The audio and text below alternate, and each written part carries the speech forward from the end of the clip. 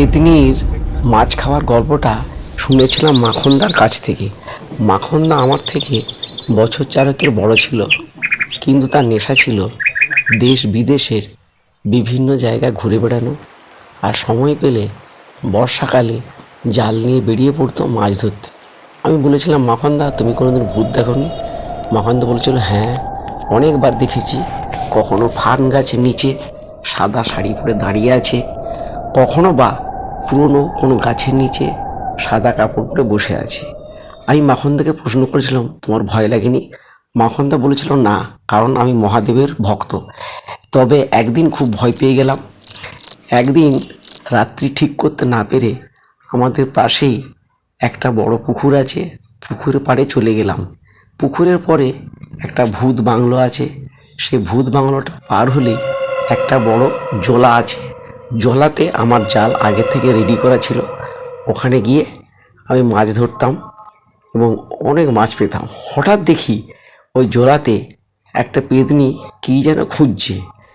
খোঁজার পর ওর হঠাৎ সে চিৎকার করে লাফিয়ে উঠল। আমি অত গুরুত্ব না দিয়ে আবার আমার কাজে লেগে গেলাম। আমার সেই কাজ, জাল নিয়ে মাছ ধরতে শুরু করেছি। আবার দেখি সে পেতনিটা চিৎকার করে কী যেন করছে। হাতে একটা মাছ দেখতে পেলাম। আমি তখন ওর কাছে ছুটে গেলাম। কাছাকাছি হতেই দেখলাম পেতনিটা অদৃশ্য হয়ে গেল। আমি চারদিকে ঘোরাঘুরি করলাম, এদিক ওদিক সেদিক দেখলাম, কিন্তু পেতনিকে দেখতে পেলাম না। আবার ফিরে এলাম আমার নিজের কাজে, জাল রেডি করে মাছ ধরবো। হঠাৎ দেখি আমারই জলাতে ওই পেতনিটা মাছ ধরার জন্য চেষ্টা করছে। আমি এবার আর নিজেকে ঠিক রাখতে পারলাম না। কিছুক্ষণ লক্ষ্য করে দেখলাম যে ওই পেতনিটা একটা মাছ জল থেকে নিজের হাতে তুলে ফেলেছে। আমি তখন ছুটে গিয়ে ওই পেতনিটাকে দুটো ঘুষি মারার চেষ্টা করলাম, কিন্তু ঘুষি যেন তার গায়ে লাগছেই না। বেশ কয়েকটা ঘুষি মারার পর হঠাৎ দেখি পেতনিটা তার নিজ মূর্তি ধারণ করে আমার দিকে তেড়ে এলো।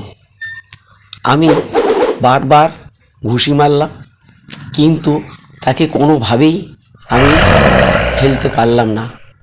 অনেক মারামারি, অনেক ঘুষোঘুষি করেও আমি পারলাম না। অবশেষে মহাদেবকে স্মরণ করে লাথি মারলাম। বেশ কয়েকটা লাথি খাওয়ার পর পেতনিটা আপ ডাউনি পড়ে গেল, দিয়ে মারাও গেল।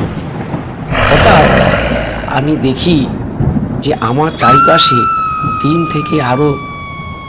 থেকে আরও বেশি পেতনি আমার চারদিকে ঘোরাঘুরি করছে আর বিকট আওয়াজ করছে।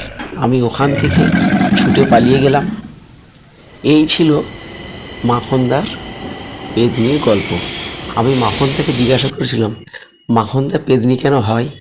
মাখনদা বলেছিল, জীবিতকালে যে যারা খাওয়ার প্রবল ইচ্ছা থাকে কিন্তু তাদের সেই ইচ্ছা পূর্ণ হয় না, এরা যদি কোনো অপঘাতে বা অ্যাক্সিডেন্টে মারা যায়, তখন এরা মেছো পেতনি হয়ে বিভিন্ন জলাশয়ে ঘুরে বেড়ায় এবং জলাশয় থেকে মাছ তুলে নিজের হাতে খায়।